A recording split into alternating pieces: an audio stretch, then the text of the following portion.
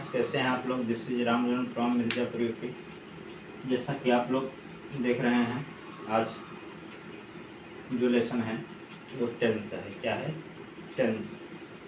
इससे पहले आपको बताया गया है टेंस का पहचान, टेंस के कितने प्रकार होते हैं और उनका पहचान बताया गया है। कौन कौन सा टेंस बताया गया है, आइए देखते हैं।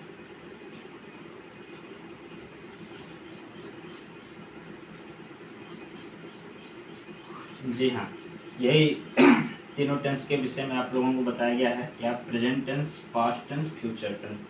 यही तीनों टेंस इसके पहले वाले लेसन में आप लोगों को बताया गया था, इनका पहचान भी बताया गया था। अब इन तीनों टेंस को हमें पढ़ना है, ठीक? बारी बारी से तीनों को पढ़ना है। अब कितने प्रकार से पढ़ना है, आइए हम लोग पहले देखते हैं कि इन तीनों को पढ़ने के लिए कितना हमें कितने लेसन को तैयार करना पड़ेगा, क्या पढ़ना पड़ेगा। इसमें नंबर फर्स्ट पढ़ना पड़ेगा सिंपल। ठीक, क्या लिखा है number first? Simple, indefinite, continuous, perfect, perfect continuous. तो ये जो 5 लेसन बन रहे हैं, ये प्रेजेंट में भी यही पढ़ना है और यही पास्ट में भी पढ़ना है और यही सब फ्यूचर में भी पढ़ना है। ठीक, तो मिलाकर के आपको टेंस पढ़ने के लिए 15 लेसन तैयार करना पड़ेगा। कितने? 15। ठीक, यही 5 प्रेजेंट का, यही सब 5 पास्ट में और यही simple, indefinite, continuous, perfect, perfect continuous सब फ्यूचर में पढ़ना है। ठीक, तो चलिए आज से स्टार्ट करते हैं, प्रेजेंट टेंस स्टार्ट करते हैं, ठीक ना? चलिए आगे बढ़ते हैं।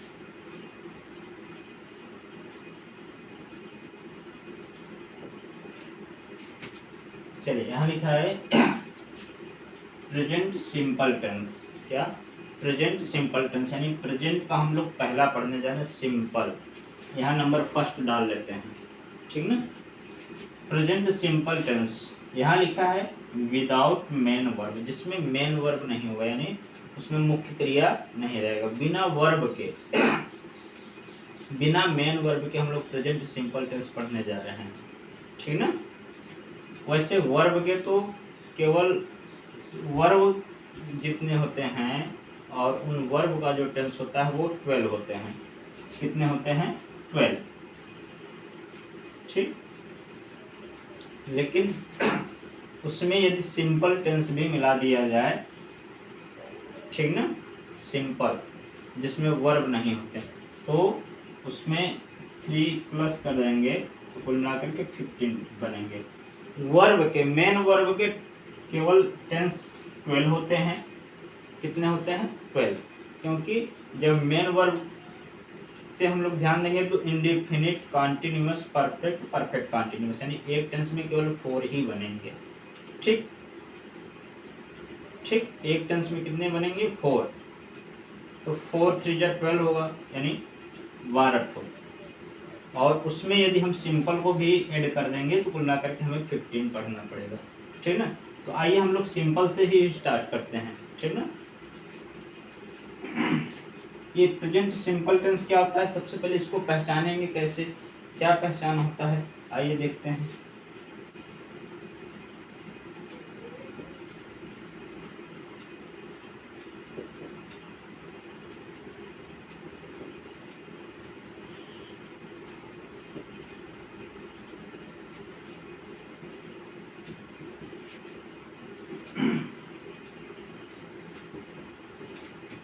चलिए यहाँ लिखा है जिस हिंदी वाक्य के अंत में है, हूँ, हो इत्यादि शब्द लगा हो तथा वाक्य में कोई मेन वर्ब न हो। मेन वर्ब बोले तो कोई काम न हो, जैसे पढ़ना, लिखना, खेलना, नाचना, गाना, दौड़ना, कूदना, ये सब कार्य हैं, तो उसमें कोई वर्ब न हो, मेन वर्ब न हो, वही क्या होता है, उसे प्रेजेंट सिंपल टेंस कहते हैं। वो क्या होता है? Present simple tense.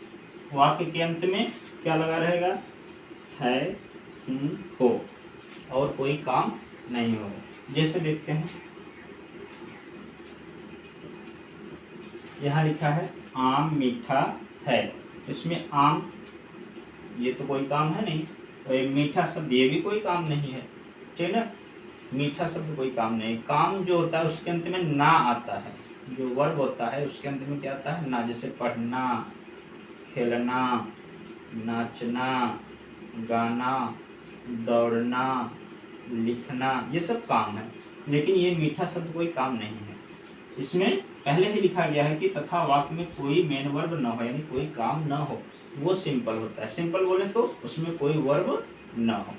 और देखते हैं, चलिए यहाँ लिखा है यह एक किताब है। यहाँ एक किताब कोई काम थोड़ी ना है, ये तो एक नाउन है। किताब क्या है, एक वस्तु है, ये वर्ब नहीं है। एक डॉक्टर, ये भी कोई कार्य नहीं है। गरीब शब्द, ये भी कार्य नहीं है, इसलिए ये सब सिंपल के वाक्य हैं। यहाँ से भी पहचानेंगे कि अंत में है आएगा, हूँ भी आता है, हो भी आता है, और इसमें कोई कार्य न हो। जिस वाक्य में कोई कार्य न हो वही क्या होता है, सिंपल होता है। इन सभी वाक्यों में कुछ भी कार्य नहीं हुए हैं, इसलिए ये सभी सिंपल टेंस के वाक्य हैं। ठीक, अब इनको हमें बनाना कैसे है, इनका ट्रांसलेट कैसे करना है, चलिए आगे देखते हैं।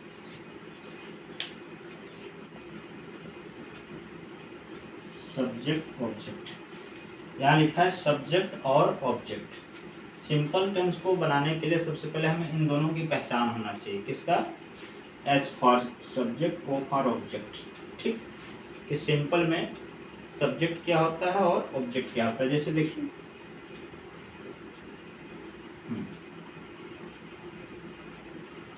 इसमें सब्जेक्ट कौन है और ऑब्जेक्ट, ये हमें ध्यान देना है। सब्जेक्ट सिंपल सेंटेंस में वो होता है जिसके विषय में चर्चा हो। सिंपल का सब्जेक्ट कौन होता है, जिसके विषय में चर्चा हो। तो यहाँ मेरे विषय में चर्चा हो रही है, इसलिए ये सब्जेक्ट, और ये क्या हो गया, ऑब्जेक्ट। क्या है, ऑब्जेक्ट। वैसे इनको तो सिंपल में ऑब्जेक्ट नहीं कहेंगे, क्या कहेंगे, प्रेडिकेट। क्या होता है इसमें, प्रेडिकेट। सब्जेक्ट और प्रेडिकेट। ऑब्जेक्ट तो विशेषकर जिसमें वर्ब आता है उसको बोलते हैं, लेकिन आप समझने के लिए इसको भी ऑब्जेक्ट बोल सकते हैं, ठीक ना। तो ये इनको हम सब्जेक्ट मानते हैं और इनको ऑब्जेक्ट। जिसके विषय में चर्चा हो वह सब्जेक्ट हो जाएगा, और उसके बाद जो भी वाक्य में बचेगा वो प्रेडिकेट कहलाता है, या फिर उसको हम ऑब्जेक्ट कहेंगे। जैसे देखिए,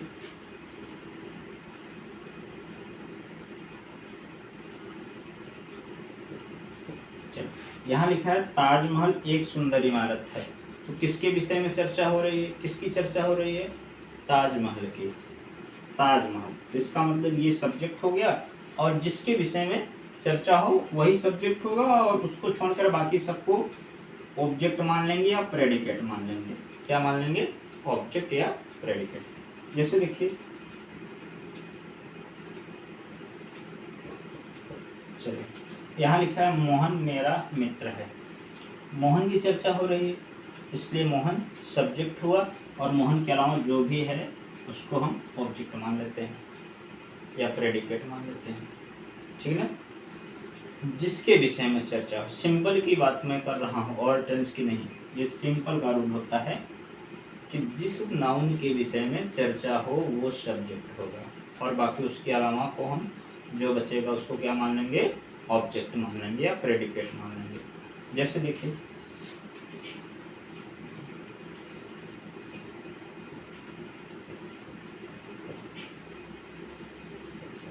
यहाँ लिखा है चाय गर्म है। चाय गर्म है, तो चाय के विषय में बातचीत हो रहा है, तो ये सब्जेक्ट, बाकी ये ऑब्जेक्ट हो जाएगा। ठीक, बात समझ में आया ना।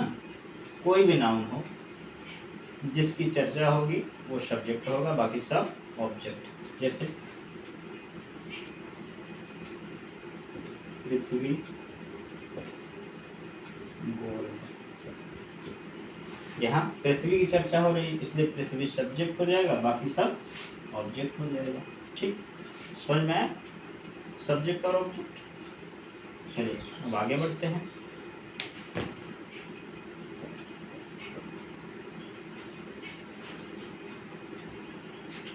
चलिए यहाँ लिखा है हेल्पिंग वर्ब। क्या लिखा है? हेल्पिंग वर्ब, यानी इसमें कौन सा हेल्पिंग वर्ब लगेगा? बिना हेल्पिंग वर्ब के प्रेजेंट सिंपल का वाक्य नहीं बन सकता, इसलिए हमें अपने से हेल्पिंग वर्ब इसमें लगाना है। क्या रहेगा हेल्पिंग वर्ब? आर। ठीक ना? वैसे सिंपल में ये इनको हेल्पिंग वर्ब नहीं, लिंकिंग वर्ब इनका नाम रहता है। इनको क्या कहते हैं? Linking verb. हेल्पिंग वर्ब का भी कार्य करते हैं और लिंकिंग वर्ब का। सिंपल में तो इनका वास्तविक नेम कहेंगे, हम कहेंगे क्या? Linking verb. हेल्पिंग वर्ब वहाँ कहते हैं जहाँ पर ये वर्ब के साथ मिले हों, यानी इसमें तो वर्ब होगा ही नहीं, इसलिए हेल्पिंग वर्ब नहीं, लिंकिंग वर्ब। आप समझने के लिए आप इनको चाहे हेल्पिंग वर्ब कहो चाहे लिंकिंग वर्ब कहो, आपकी मर्जी, ठीक ना? लेकिन यदि वास्तविक बोला जाए तो वास्तविक में इसका नाम, इनका नाम यहाँ पे क्या कहेंगे? इस यानी सिंपल टेंस में इनको लिंकिंग वर्ब कहते हैं, बाकी अन्य टेंसों में इनको हेल्पिंग वर्ब भी कहते हैं। है तो हेल्पिंग वर्ब ही यहाँ दो नाउन को जोड़ने का कार्य करते हैं, सो इसको हम लिंकिंग वर्ब भी कहते हैं। तो चलिए अच्छा देखते हैं कब इच का प्रयोग करना चाहिए, कब एम का प्रयोग करना चाहिए। ये हमें यदि अच्छे से पता हो तो अपना टेंस गलत होगा ही नहीं, ठीक ना? सबसे पहले हमें यही पता होना चाहिए कि हमें कब इज लगाना चाहिए, कब एम लगाना चाहिए और कब आर लगाना चाहिए। आइए देखते हैं।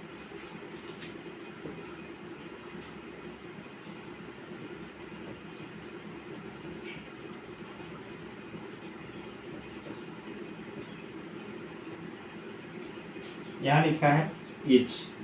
इज हमें कब लगाना चाहिए, किसके साथ लगाना चाहिए? ही, सी, इट, दिस, दैट तथा सिंगुलर नंबर सब्जेक्ट के साथ। यानी अभी आप लोगों ने सब्जेक्ट और ऑब्जेक्ट पहचाना, तो जब सब्जेक्ट अपना सिंगुलर नंबर रहेगा तो वो तभी हमें इज का प्रयोग करना है, ठीक?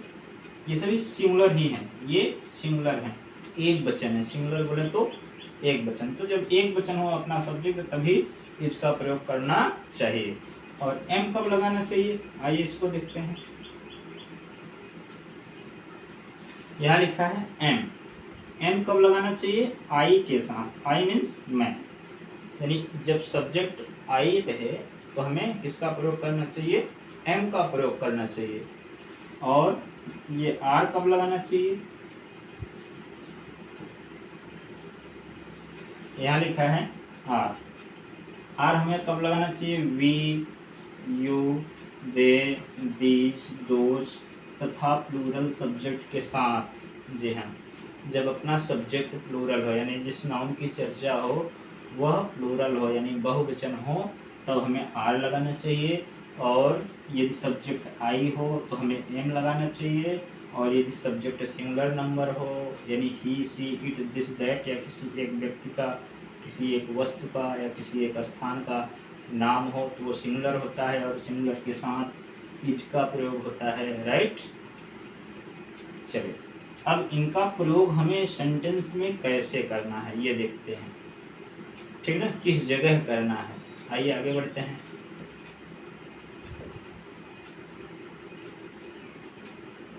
चलिए यहाँ लिखा है सब्जेक्ट और ऑब्जेक्ट। इससे पहले आप पढ़ भी चुके हैं, पहचान भी चुके हैं कि सब्जेक्ट क्या होता है और ऑब्जेक्ट क्या होता है। सब्जेक्ट क्या होता है?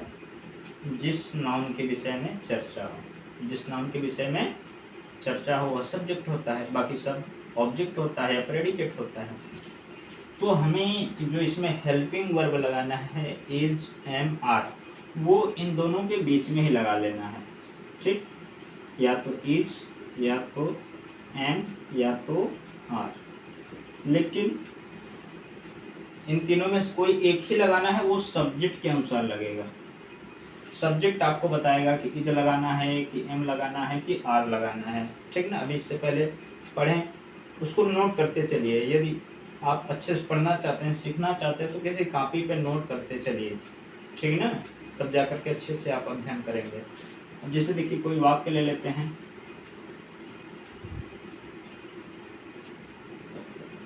ठीक? लिखा है अजय मेरा मित्र है। अजय मेरा मित्र है। इस वाक्य में अजय की चर्चा हो, इसलिए अजय को सब्जेक्ट मान लेते हैं, इसको ऑब्जेक्ट मान लेते हैं। ठीक, अब सब्जेक्ट ऑब्जेक्ट के बीच में कोई अपने से हेल्पिंग वर्ब डाल देंगे। जैसे देखो यहाँ अजय लिखा है, अजय, और इधर मेरा मित्र, माय फ्रेंड, माय फ्रेंड। ठीक, अब ये रहा सब्जेक्ट, ये रहा ऑब्जेक्ट। अब इन दोनों के बीच में, सब्जेक्ट और ऑब्जेक्ट के बीच में अपने से आपको हेल्पिंग वर्ब लगाना है। अपने से हेल्पिंग वर्ब अजय तो अपना सिंगुलर नंबर है, एक वचन है, और एक वचन के साथ पहले बताया गया है कि हमें इज लगाना चाहिए। ठीक, उसी तरीके से मैं, यहाँ मैं एक डॉक्टर हूँ, क्या लिखा है, मैं एक डॉक्टर हूँ, यानी मैं की चर्चा हो रही, ये सब्जेक्ट हुआ, बाकी सबको ऑब्जेक्ट मानेंगे। आई मीन्स क्या होता है, मैं, और एक डॉक्टर है तो ए डॉक्टर। ठीक, अब इन दोनों के बीच में आपको आई के साथ क्या लगता है, एम लगा लो, एम। अब यहाँ फुल स्टॉप हिंदी में इस तरीके से, यानी इसको पूर्ण विराम कहते हैं, इंग्लिश में ये इस तरीके से बिंदी लगाना जरूरी है, फुल स्टॉप इसको बोलते हैं। ठीक ना, अफर्मेटिव के वाक्यों में इसको लगाना जरूरी, कोई भी वाक्य हो। देखिए जैसे तो तुम गरीब हो, तो यहाँ यू की चर्चा हो रही है, यू, तो यू प्लूरल है, बहुवचन है, इसलिए हमें आर लगा लेना चाहिए, उसके बाद ऑब्जेक्ट लिखना चाहिए, यू आर पुअर। ठीक, यू आर पुअर। ठीक ना, सब्जेक्ट और ऑब्जेक्ट के बीच में आपको अपने से हेल्पिंग वर्ब लगाना है। पहले अच्छे से सब्जेक्ट और ऑब्जेक्ट को पहचानना है, उसके बाद बीच में अपने से हेल्पिंग वर्ब कोई न कोई डाल देना है। इस तरीके के वाक्य को अफर्मेटिव का वाक्य बोला जाता है। कौन सा वाक्य, अफर्मेटिव।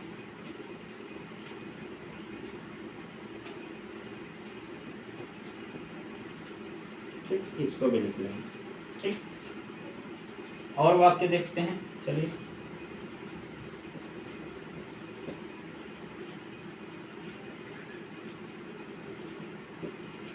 यहाँ लिखा है यह किताब महंगा है, किसकी चर्चा हुई, इस किताब की, तो इसलिए इसको सब्जेक्ट मान लेते हैं, इसको ऑब्जेक्ट मान लेते हैं। यह किताब, दिस बुक, और कॉस्टली मीन्स महंगा, तो दिस बुक सिंगुलर नंबर है, इसलिए इन दोनों के बीच में हमें इज लगा लेना चाहिए। ठीक, जैसे यहाँ लिखा है दिल्ली भारत की राजधानी है, दिल्ली भारत की राजधानी है, किसकी चर्चा हो रही है, दिल्ली की, किसकी, दिल्ली की, तो दिल्ली को सब्जेक्ट बना लेते हैं। अब भारत की राजधानी ये ऑब्जेक्ट मान लेते हैं, तो दिल्ली क्या है, दिल्ली सिंगुलर नंबर है, एक वचन है, तो क्या लगा लो, इज। अब भारत की राजधानी capital of India, the capital of India. समझ में आया ना, आपको सब्जेक्ट और ऑब्जेक्ट के बीच में किसी एक को लगाना है। इसके बाद इससे इस तरीके के सेंटेंस में नॉट आता है, क्या आता है, नॉट, तो उसको हम निगेटिव का सेंटेंस बोलते हैं। क्या बोलते हैं, निगेटिव का सेंटेंस। वो नॉट कहाँ लगाना पड़ता है, ऑब्जेक्ट के ठीक पहले। कहाँ, इसमें ऑब्जेक्ट के ठीक पहले नॉट लगा देंगे तो वही वाक्य निगेटिव का हो जाएगा। कैसे, आइए देखते हैं निगेटिव का।